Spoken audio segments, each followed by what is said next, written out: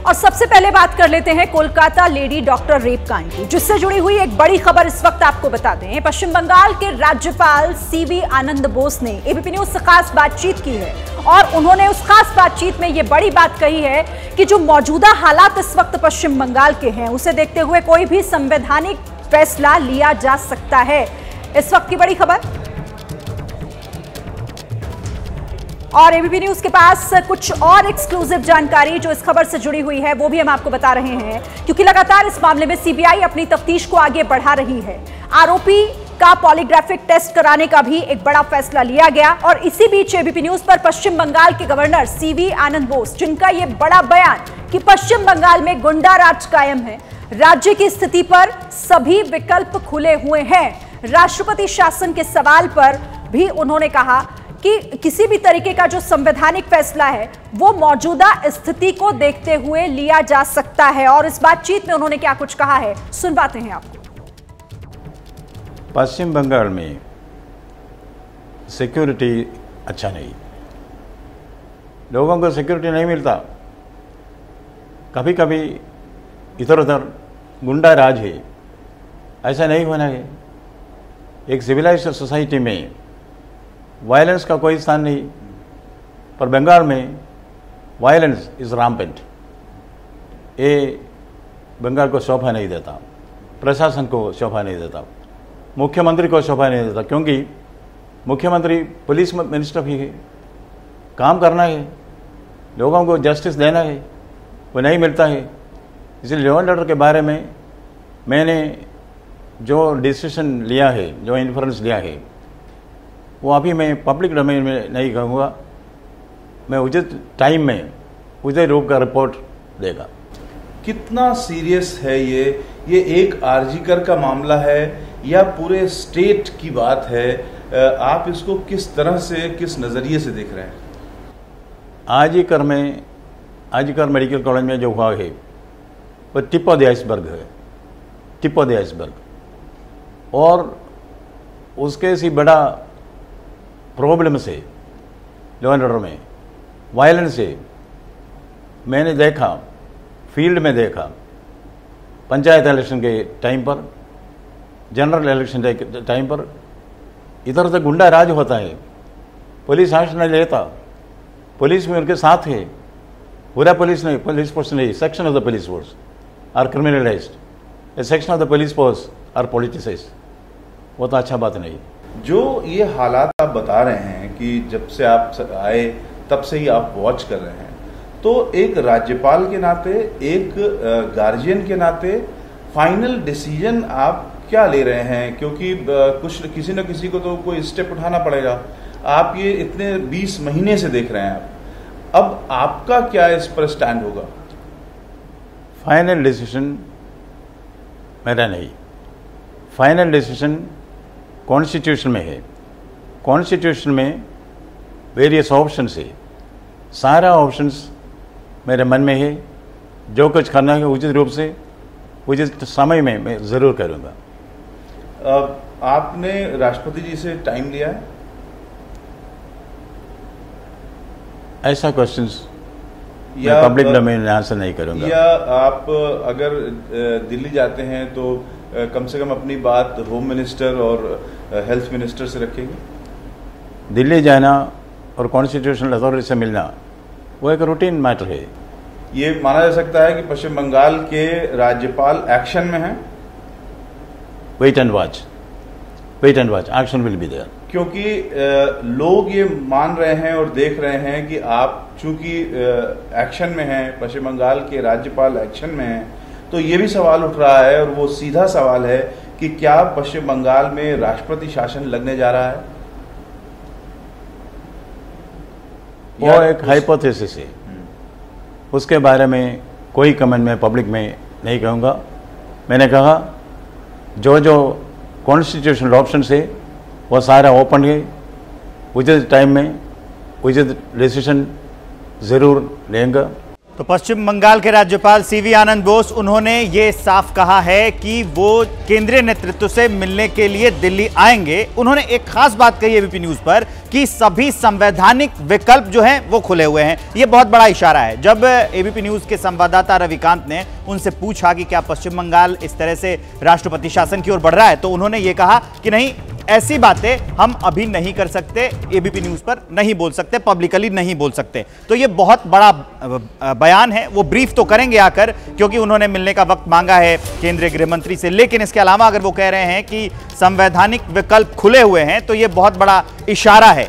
शिरीन, बिल्कुल, पश्चिम बंगाल के गवर्नर का ये बड़ा बयान। लेकिन दूसरी तरफ कोलकाता लेडी डॉक्टर रेप कांड में लगातार सीबीआई अपनी जांच को आगे बढ़ा रही है और पूर्व प्रिंसिपल उस कॉलेज के, जिनसे चौथे दिन लगातार पूछताछ हुई है, यहां ऐसे कई सवाल हैं। लगभग 125 सवाल अभी तक प्रिंसिपल के सामने किए जा चुके हैं, जिनका जवाब लगातार सीबीआई जानने की कोशिश कर रही है। लेकिन इसी बीच एक चौंकाने वाली बात भी सामने आई। दरअसल प्रिंसिपल के मोबाइल से कुछ डेटा डिलीट पाया गया है, जिसके बाद अब प्रिंसिपल पर शक गहराता हुआ दिख रहा है।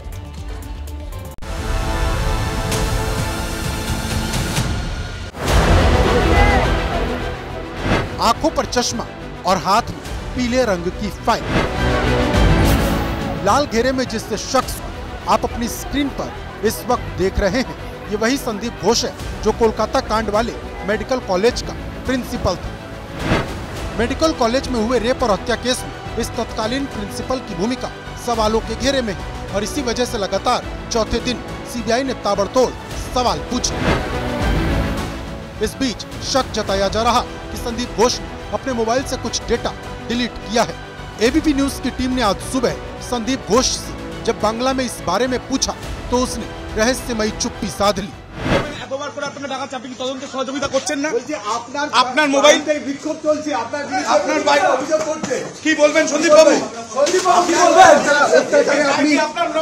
सूत्रों की माने तो संदीप घोष ने जो बयान दिए हैं उसमें बहुत सारे विरोधाभास सामने आ रहे हैं।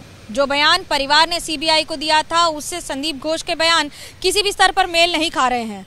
तो वहीं दूसरी ओर संदीप घोष ने जो कहा है, उन बातों को लेकर अब सीबीआई दोबारा परिवार से भी पूछताछ कर रही है। 4 दिन से सीबीआई की टीम कोलकाता में संदीप घोष से इस तरह के सवाल पूछ रही है।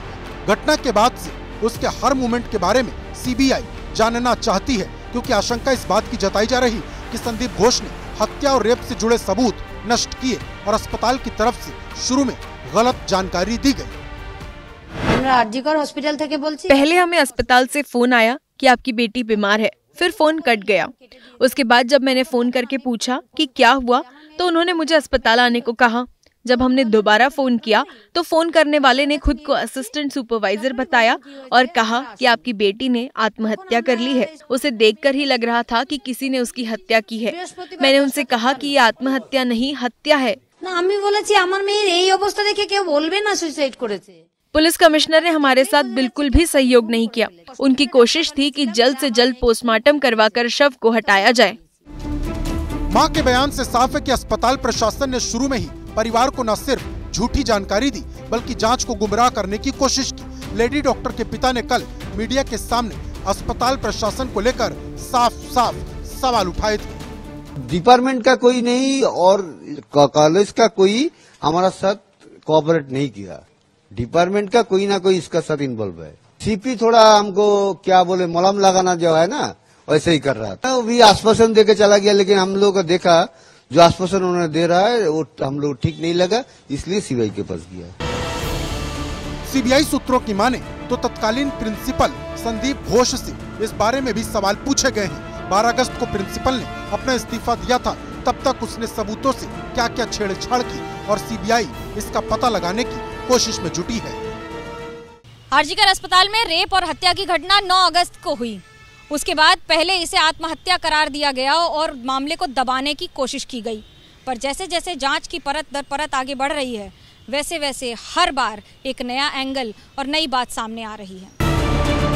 बीजेपी के नेता तो कोलकाता के इस कॉलेज में मानव अंग की तस्करी से लेकर सेक्स रैकेट तक का आरोप लगा रहे।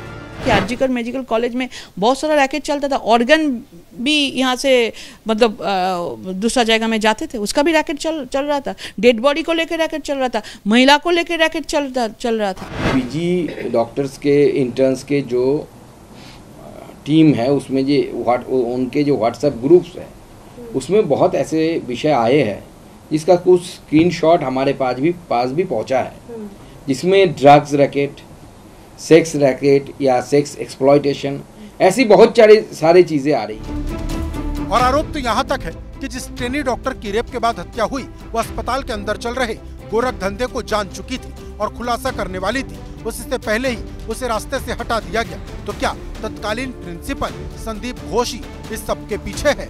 हॉस्पिटल में जिस तरीके से भ्रष्टाचार हो रहे थे उनके खिलाफ आवाज उठाना चाहती थी, बदला लेने के लिए इस तरीके से अमानविक तरीके से, निष्ठुर तरीके से इन पे हमला किया और हत्या कर दी। सच्चाई क्या है ये तो सीबीआई की जांच में सामने आएगा, लेकिन ये बात साफ है कि मामला सिर्फ ट्रेनी डॉक्टर की रेप और हत्या तक सीमित नहीं है। सवाल ये भी उठ रहा है कि क्या इस मेडिकल कॉलेज अस्पताल में कालाबाजारी से लेकर तस्करी से लेकर कई ऐसे गोरख धंधे थे जिनके बारे में कुछ को पता था और बाकी से छुपा के रखा गया था। सवाल ये भी उठ रहा है कि क्या यहाँ पर मेडिकल वेस्ट का ही एक बहुत बड़ा घोटाला जारी था। सवाल अब ये भी उठ रहा है जिनके जवाब सीबीआई जानने की कोशिश कर रही है, और ये जानने की कोशिश कर रही है कि क्या इन सब के बीच में असली पापी पूर्व प्रिंसिपल संदीप घोष ही है।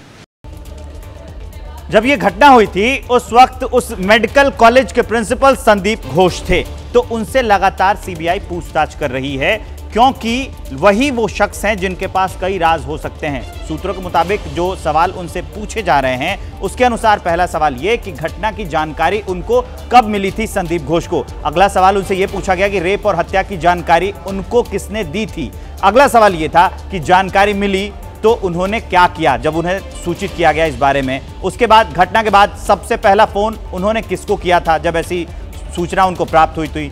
मीडिया के बयान किस आधार पर दिया उन्होंने, ये भी उनसे पूछा गया, जो लगातार पूछताछ चल रही है। पुलिस को पहले सूचना क्यों नहीं दी, इस बारे में भी उनसे सवाल किए जा रहे हैं। घटना के दिन वो कहां गए और किस किस से मिले थे संदीप घोष, ये भी पूछा गया। घटना के बाद और पहले किन लोगों से उन्होंने बात की थी, इस बारे में भी सीबीआई उनसे जानकारी इकट्ठा कर रही है। क्या फोन का डेटा उन्होंने डिलीट किया था संदीप घोष ने, ये सवाल भी पूछे गए। और क्या पीड़िता ने इससे पहले इस घटना होने से पहले कोई शिकायत उनको दी थी, ये सवाल भी उनसे पूछे गए। सेमिनार हॉल का गेट क्या हमेशा खुला ही रहता है, ये भी काफी अहम सवाल है। सेमिनार हॉल के पास कंस्ट्रक्शन क्यों कराया, ये सवाल भी संदीप घोष से पूछे गए हैं। क्या कोई सिंडिकेट अस्पताल में चल रहा है, तो ये वो सारे सवाल हैं जो सीबीआई जो संदीप घोष से पूछ रहे हैं। इस बीच एक और बड़ी खबर आ गई है, वो जान लीजिए इसी केस से जुड़ी हुई बड़ी खबर। ये एबीपी न्यूज के पास खास जानकारी है। सीबीआई के सवालों की जो लिस्ट है वो एबीपी न्यूज के पास है। इन सवालों के जवाब संदीप घोष नहीं दे रहे हैं। कौन कौन से सवाल हैं वो मैं आपको बताने जा रहा हूं कि कुछ ऐसे सवाल हैं जिनके जवाब संदीप घोष नहीं दे रहे हैं। पहले जो उनसे सवाल जवाब किए जा रहे थे उसमें सीबीआई ने विरोधाभास पाया था, और अभी सवाल क्या है, जल्दबाजी किस बात की थी कि हत्या को आत्महत्या इन्होंने बताया, ये सवाल, इसका जवाब वो नहीं दे रहे हैं संदीप घोष। दूसरा सवाल ये है, काफी अहम सवाल, कि वारदात की सूचना पुलिस को देर से क्यों दी गई, ये भी सवाल जो है इसका जवाब संदीप घोष नहीं दे रहे हैं। तीसरा और बड़ा सवाल ये कि क्राइम सीन को आपने सुरक्षित क्यों नहीं किया, क्योंकि ऐसे में कई लोग जाकर सबूत मिटाते हैं, इसकी संभावना रहती है। चौथा सवाल ये, किसके कहने पर क्राइम सीन पर रिनोवेशन का काम कराया गया, इसी को लेकर कई सवाल भी उठ रहे हैं। परिवार को जो जानकारी दी वो किसके कहने पर दी थी, ये सवाल भी हैं। और अगला सवाल ये कि क्या किसी ने आप पर कोई दबाव, मतलब इस्तीफे का दबाव बनाया था, क्योंकि इसी घटना के बाद उन्होंने इस्तीफा दिया था। और अगला सवाल ये कि अलग अलग तरह के आरोप आप पर ही क्यों लग रहे हैं। संदीप घोष इन सवालों के जवाब वो नहीं दे रहे हैं जो प्राप्त सूचना है एबीपी न्यूज के पास। ऐसे कई सवाल हैं जिस पर वो गोल गोल घुमा रहे हैं, स्पष्ट जवाब नहीं दे रहे हैं, ये काफी अहम है। शीरीन, बिल्कुल विवेक, तो ये तमाम वो सवाल जो हमारे रिपोर्टर मनोज वर्मा सूत्रों के हवाले से उनके पास मौजूद हैं, जिनके जवाब संदीप घोष नहीं दे रहे हैं। लेकिन दूसरी तरफ एक डायरी भी अभी सवालों के घेरे में है। वो डायरी जहां पर लेडी डॉक्टर का शव मिला था, वहां पर एक डायरी भी बरामद हुई थी। और सबसे बड़ी बात यह है कि उस डायरी के कुछ पन्ने फटे हुए मिले हैं। यानी अब सवाल यह है कि कहीं ऐसा तो नहीं है कि सबूतों को मिटाने के लिए उस डायरी के कुछ पन्नों को फाड़कर फेंक दिया गया।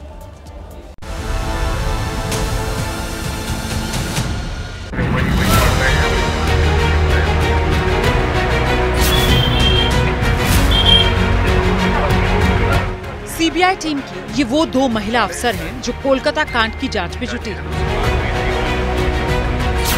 सुबह महिला अधिकारियों ने सुरक्षा बलों के साथ पीड़ित परिवार से मुलाकात की और उस डायरी के बारे में जानकारी जुटाई जो पीड़िता के शव के पास से बरामद की गई।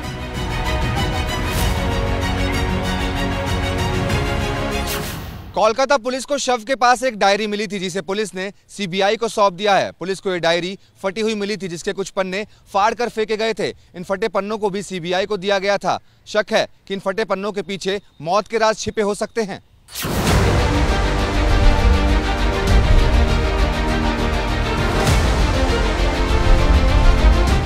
सीबीआई सूत्रों से जो जानकारी मिली उसके मुताबिक डॉक्टर डायरी में दवाइयों के नाम के अलावा भी शायद कई चीजें लिखा करती थी।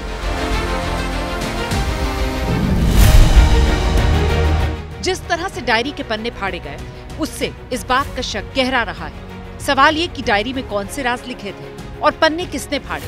क्या डायरी में कुछ ऐसा लिखा था जो ट्रेनी डॉक्टर की मौत की वजह बन गया?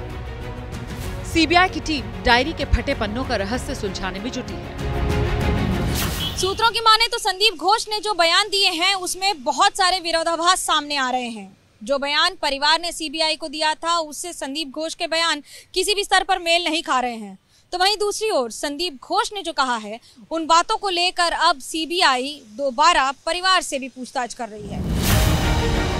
एक तरफ सीबीआई की टीम पूछताछ कर हत्याकांड की कड़ियों को जोड़ने में जुटी है, उधर सत्ताधारी टीएमसी सीबीआई की जांच पर सवाल उठा रही है। What is the CBI doing in the RG Kar case? Not allow the CBI to stay inactive. The CBI must hold an immediate press conference and tell the public exactly what steps it is taking to investigate the RG Kar case. 14 अगस्त को CBI को जांच मिली थी और तभी ममता बनर्जी ने भी जल्द जांच पूरी करने का अल्टीमेटम दे दिया था। सवाल ये कि सवालों में घिरी टीएमसी को इतनी जल्दी किस बात की है? कोलकाता कांड को लेकर सियासत गर्म है। बीजेपी ममता सरकार का ममता बनर्जी का इस्तीफा मांग रही है तो टीएमसी कह रही है कि दोषियों को सख्त से सख्त सजा मिलनी चाहिए।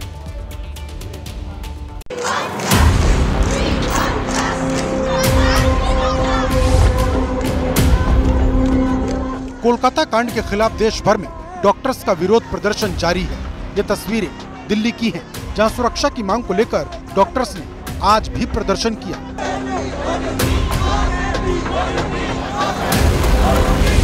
दिल्ली में प्रदर्शनकारी डॉक्टर्स ने स्वास्थ्य मंत्रालय के बाहर सड़क पर ही इलाज करना शुरू कर दिया।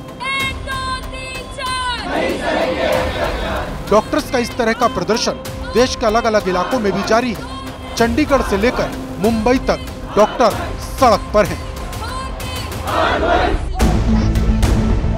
कोलकाता में तो डॉक्टर्स के समर्थन में वकील भी सड़क पर उतर आए। एक तरफ डॉक्टर सड़क पर हैं, तो दूसरी तरफ इस कांड को लेकर सियासत भी चरम पर है। बीजेपी के नेता घटना के 10वें दिन भी ममता सरकार पर हमलावर हैं। जिस ढंग से सबूतों को मिटाने की कोशिश की है वो क्या दर्शाता है? राज्यपाल सीधा आरोप ममता गवर्नमेंट पर लगा रहे हैं।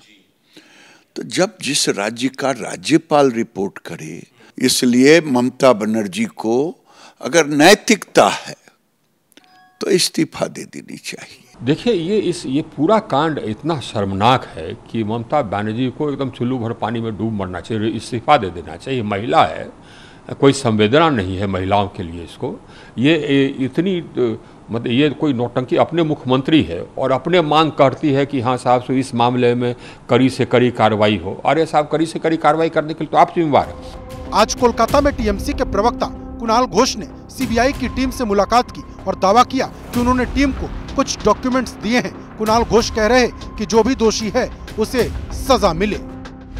जो डॉक्टर्स हमसे कम्युनिकेट किया है तो कुछ डॉक्यूमेंट्स, कुछ नोट्स, कुछ इंफॉर्मेशंस वो सीबीआई का देना चाहते हैं, लेकिन उनका कोई एक्सेस नहीं है।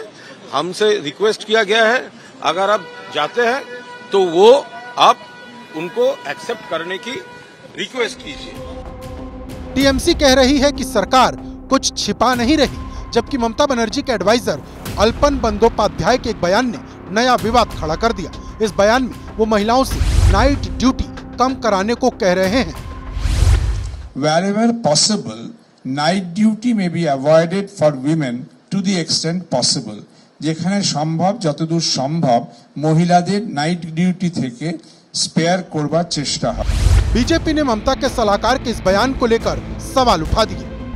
ममता बनर्जी और उनके एडवाइजर और उनकी सारी सरकार को इस्तीफा दे देना चाहिए। मुझे समझ नहीं आ रहा है कि वो किसके खिलाफ ये आंदोलन कर रही हैं, जबकि वो खुद मुख्यमंत्री हैं, वो खुद हेल्थ मिनिस्टर हैं, उसके बावजूद कर रही हैं। वो एक महिला के नाम पर बहुत बड़ा धब्बा है। डॉक्टर कह रहे हैं कि सरकार सुरक्षा दे तो रात में काम करने में कोई दिक्कत नहीं। इसका मतलब ये नहीं कि अगर हम नाइट ड्यूटी करेंगे तो हमारे साथ ये सब घटनाएं होंगी। ये सोल्यूशन नहीं है कि हम नाइट ड्यूटी करना छोड़ दें और हम सेफ रहेंगे तभी जब हम नाइट ड्यूटी नहीं करेंगे। बहुत शेमफुल है। 50% नाइट ड्यूटी लोग करने वाले नहीं रहेंगे तो फिर ड्यूटीज कैसे होंगी? और हमारी ऑलमोस्ट 36 आवर्स ड्यूटी होती है, तो ऐसा नहीं हो सकता कि फीमेल्स डॉक्टर ड्यूटी नहीं देंगे। और हम लोग चाहते हैं कि नाइट ड्यूटी सेफली करें। उधर पश्चिम बंगाल के राज्यपाल ने रक्षाबंधन के मौके पर मीडिया से बात की और महिला सुरक्षा के मुद्दे पर राज्य की ममता सरकार को निशाने पर लिया। राज्यपाल दिल्ली आकर गृह मंत्री अमित शाह और स्वास्थ्य मंत्री जेपी नड्डा से मिलने वाले हैं। कोलकाता रेप और हत्या मामले में कल ही सुप्रीम कोर्ट ने सुओ मोटो लिया है। सोमवार को चीफ जस्टिस इस मामले की सुनवाई करेंगे। उधर बीजेपी की तरफ से कोलकाता में एक बड़े प्रदर्शन की तैयारी चल रही है, जिसके लिए पुलिस ने इजाजत नहीं दी है। बीजेपी कोर्ट से इजाजत मांग रही है। बात महाराष्ट्र की कर लेते हैं। चुनाव होने वाले हैं, लेकिन उससे पहले ही कांग्रेस को एक बड़ा झटका लगा है। बाबा सिद्दीकी के कांग्रेस छोड़ने के बाद अब उनके बेटे यानी कि जिशान सिद्दीकी भी अब लगभग कांग्रेस का साथ छोड़ते हुए नजर आ रहे हैं, और ये सीधे तौर पर बड़ा झटका। विधायक जिशान जो बागी तेवर अख्तियार किए हुए हैं और पार्टी छोड़ने की लगभग पूरी तस्वीर जो है उनकी वो साफ होती हुई दिखाई दे रही है। महाराष्ट्र में कांग्रेस को ये बड़ा झटका, और जो तस्वीर इस वक्त आप देख रहे हैं, एक तरफ अजीत पवार तो दूसरी तरफ कौन है? जिशान सिद्दीकी। और यही तस्वीर दरअसल कांग्रेस के लिए मुश्किल खड़ा कर सकती है। महाराष्ट्र की सियासत में इसकी चर्चा खूब हो रही है। पार्टी कौन सी रहेगी इसकी उत्सुकता ज्यादा है, क्योंकि कांग्रेस को अलविदा कहने का टाइम अब आ गया। कांग्रेस ने खुद अलविदा किया है। हमने ऑफिस में भी गए थे, मैंने प्रतिनिधि को भेजा था, तो उन्होंने फॉर्म देने के लिए भी मना कर दिया, जो कैंडिडेचर फॉर्म है। तो ठीक है, हम जनता से पूछेंगे कि वो क्या चाहती है। जिधर जनता बोलेगी उधर से लड़ेंगे और जीत के दिखाएंगे। इस बार घड़ी का समय सही होगा। घड़ी का समय तो हमेशा सही होता है। जो काम करते हैं उनका वक्त हमेशा सही होता है। जो काम करते हैं उनके साथ जनता है, और मेरे साथ जनता है, और वांद्रपूर्व का आमदार आपके बनकर वापस हम बात करेंगे। हरियाणा में 1 अक्टूबर को विधानसभा के चुनाव होने हैं, लेकिन कांग्रेस ने बीजेपी में सेंध लगाने की, जो उसका वोट शेयर है उसमें सेंध लगाने की पूरी तैयारी कर ली है। क्या है पूरा प्लान, इस रिपोर्ट में देखिए। हरियाणा की सत्ता में वापसी के लिए पूर्व सीएम भूपेंद्र सिंह हुड्डा ने 2 दिन में 2 दांव खेले। पहली तस्वीर फरीदाबाद की, जहां उन्होंने 17 अगस्त को भोजपुरी अवधी प्रवासी सम्मेलन में हिस्सा लिया। दूसरी तस्वीर करनाल की, जहां 18 अगस्त को पंजाबी सम्मेलन कर इस समाज को अपने पक्ष में करने की कोशिश की। इन 2 तस्वीरों के जरिए हुड्डा बीजेपी के वोट बैंक में सेंध लगाने की कोशिश में जुटे हैं। रविवार को करनाल में हुड्डा ने पंजाब समाज के लिए विस्थापित वेलफेयर बोर्ड बनाने की घोषणा की। मैं एक बात कह के जा रहा हूं, कांग्रेस की सरकार आएगी तो सबसे पहला हमारा काम होगा विस्थापित समाज के वेलफेयर बोर्ड बनाने का काम होगा, ताकि हमारा वेलफेयर हो, जो किसी की कठिनाई है वो दूर हो। जो आप सब यहाँ नेता हैं उनमें से ही उसका चेयरमैन बनाएंगे। इससे पहले फरीदाबाद में उन्होंने सत्ता में आने पर प्रवासी कल्याण बोर्ड बनाने का ऐलान किया था। हुड्डा के सियासी प्लान पर सीएम नायब सिंह सैनी सवाल उठा रहे हैं। कौन कहता है कि मैं अपने घर को छोड़ करके, अपनी जमीन को छोड़ करके मैं टेंट में रहना शुरू कर दूं? किस प्रकार की भाषा इन लोगों ने उन लोगों के लिए बोली है, इनको सबक सिखाने का काम वही लोग करेंगे। असल में हुड्डा के इस प्लान ने बीजेपी की बेचैनी बढ़ा दी है, क्योंकि ये दोनों वोट बैंक हरियाणा में बीजेपी के माने जाते हैं। अब जरा राज्य की राजनीति का जातीय समीकरण समझ लीजिए। यहाँ 25% जाट, 21% दलित, 8% ब्राह्मण, 8% पंजाबी, 5% वैश्य, 5% यादव, 4% मुस्लिम, 4% सिख, 3% गुर्जर, 17% अन्य है। राज्य की राजनीति में जाटों की संख्या सबसे ज्यादा है। हुड्डा भी जाट बिरादरी से आते हैं। बीजेपी ने यहाँ गैर जाट पॉलिटिक्स के जरिए खुद को स्थापित किया है। बीजेपी ने पिछड़ी जाति से मुख्यमंत्री, पंजाबी समुदाय के मनोहर लाल खट्टर को केंद्र में मंत्री और ब्राह्मण को प्रदेशाध्यक्ष बनाकर गैर जाट पॉलिटिक्स को साधने की तैयारी कर रखी है। खट्टर पंजाबी समाज का चेहरा रहे हैं। अब हुड्डा अगर पंजाबी और प्रवासी वोटरों में सेंध लगा लेते हैं तो बीजेपी की परेशानी बढ़ सकती है। और देखिए, इधर झारखंड में बीजेपी ने ऑपरेशन लोटस शुरू कर दिया है। दरअसल पूर्व सीएम चंपई सोरेन जो लगभग अब बीजेपी में शामिल होने ही वाले हैं और इंतजार अब बस इसके आधिकारिक ऐलान का किया जा रहा है, क्योंकि अटकलें तो इसे लेकर पहले ही लगाई जा रही थी। चंपई सोरेन जो नाराज होकर दिल्ली आ गए थे, उनके नाराज होने की खबरें पहले से ही थी, जिसके बाद जब वो दिल्ली आए उसके बाद उन्होंने एक पोस्ट भी किया और उसमें नाराजगी की बात भी कही है। एक रिपोर्ट देखिए।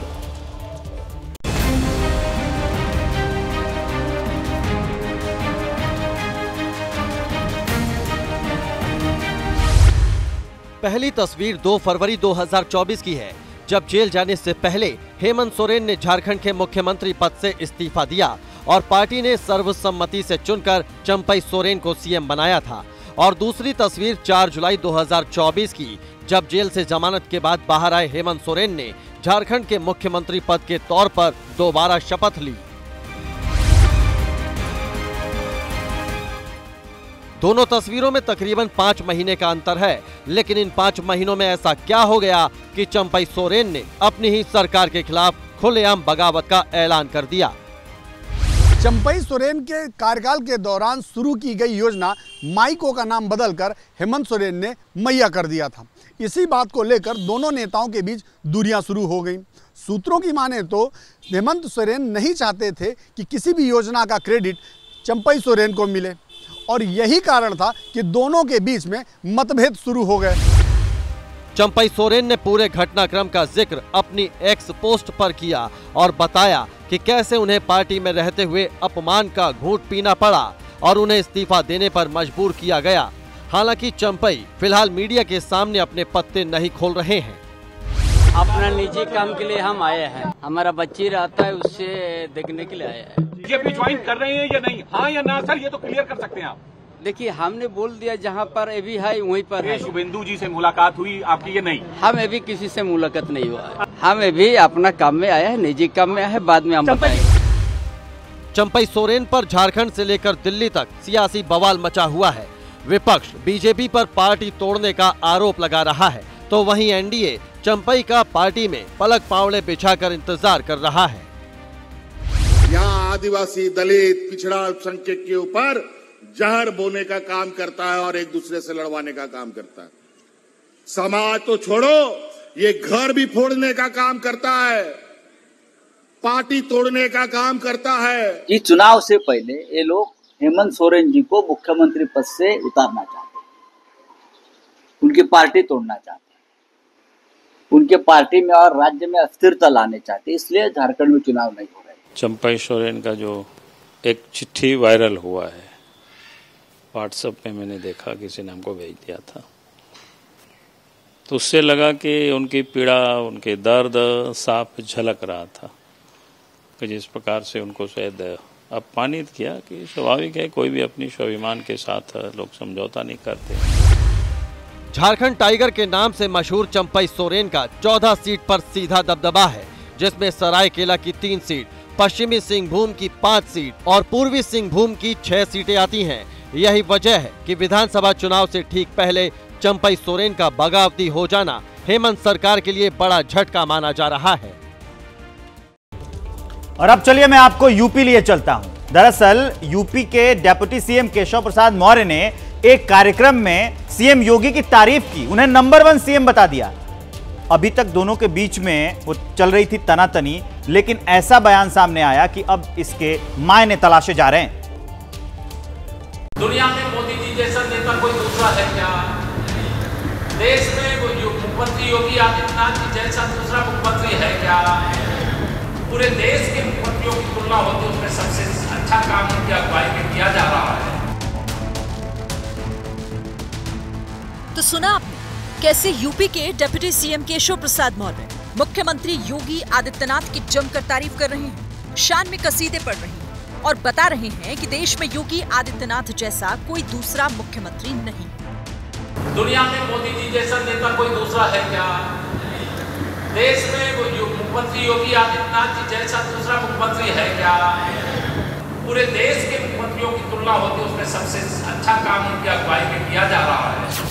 अभी पिछले महीने की ही तो बात है जब यूपी के मुख्यमंत्री योगी आदित्यनाथ और उनके डिप्टी केशव प्रसाद के बीच अदावत की खबरें सुर्खियों में थी।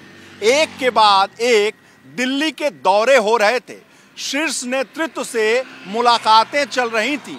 कहा यह जा रहा था कि इन दोनों के बीच सब कुछ सामान्य नहीं है। नेतृत्व परिवर्तन की खबरें लखनऊ से लेकर दिल्ली तक गर्म थी। दरअसल दोनों नेताओं के बीच नाराजगी की खबरें तब खुलकर सामने आई जब बीजेपी की एक मीटिंग में केशव ने संगठन को सरकार से बड़ा बताया था।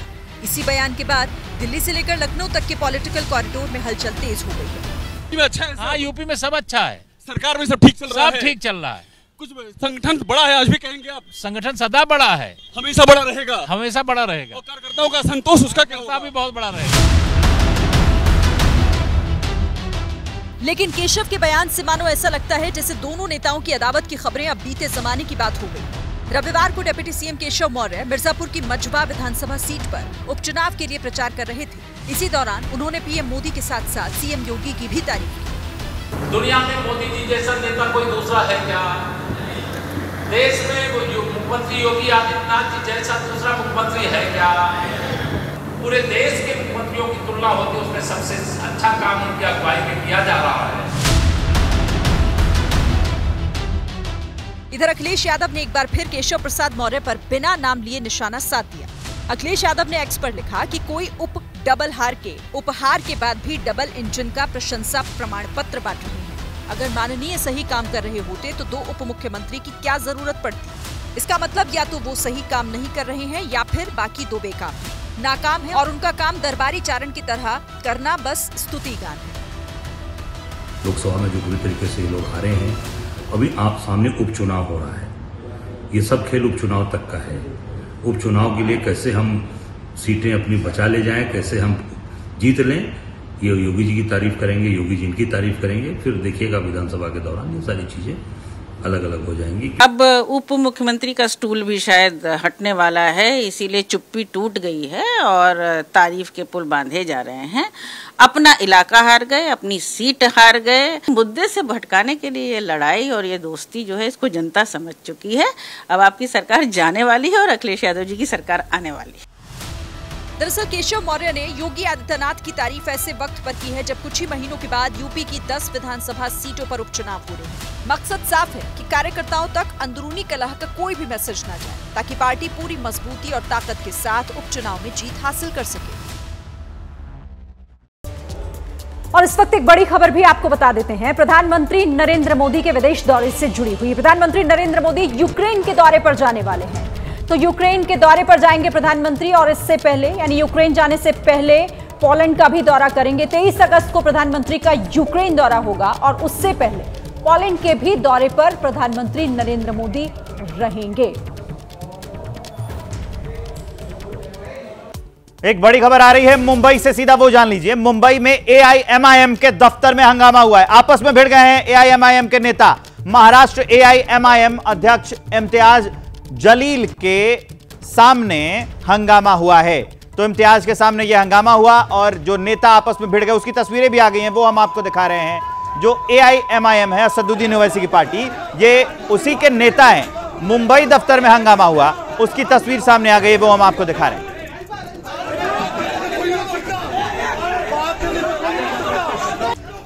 एक और बड़ी ब्रेकिंग न्यूज, कांग्रेस की स्क्रीनिंग कमेटी की बैठक शुरू हो गई है। हरियाणा जम्मू कश्मीर के लिए लिस्ट आ सकती है। मल्लिकार्जुन खड़गे की अध्यक्षता में यह बैठक हो रही है। ये बड़ी अपडेट हम आपको दे रहे हैं। हरियाणा और जम्मू कश्मीर, उसमें चुनाव का ऐलान हो गया है, अब उसी के लिए लिस्ट तैयार करनी है, तो उसी के लिए स्क्रीनिंग कमेटी की बैठक जो है अब शुरू हो गई है। कयास लगाए जा रहे हैं कि हरियाणा और जम्मू कश्मीर के लिए लिस्ट आ सकती है।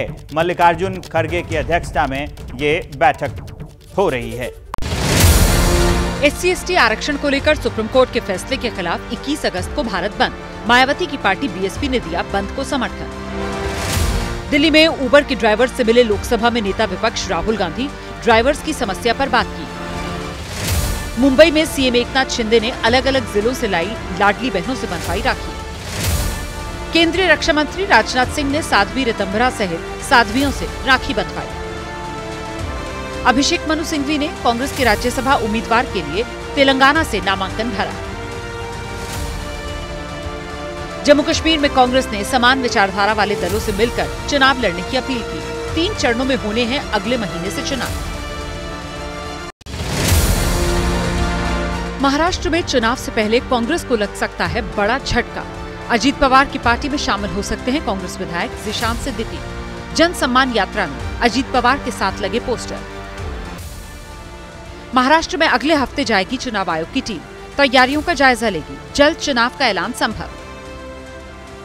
बीजेपी ने आगामी चुनाव के लिए कश्मीर की 47 सीटों के लिए प्रभारियों की सूची जारी की। देश भर में रक्षाबंधन की धूम। पीएम मोदी ने बच्चों से बंधवाई राखी।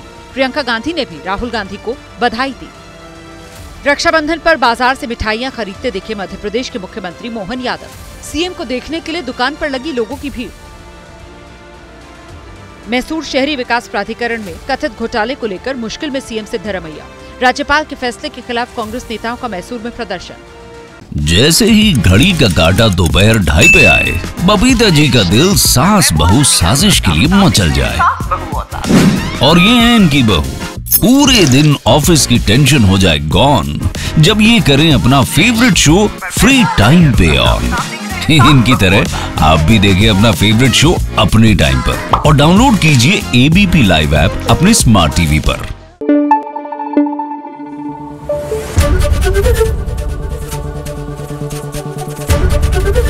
ABP न्यूज आपको रखे आगे।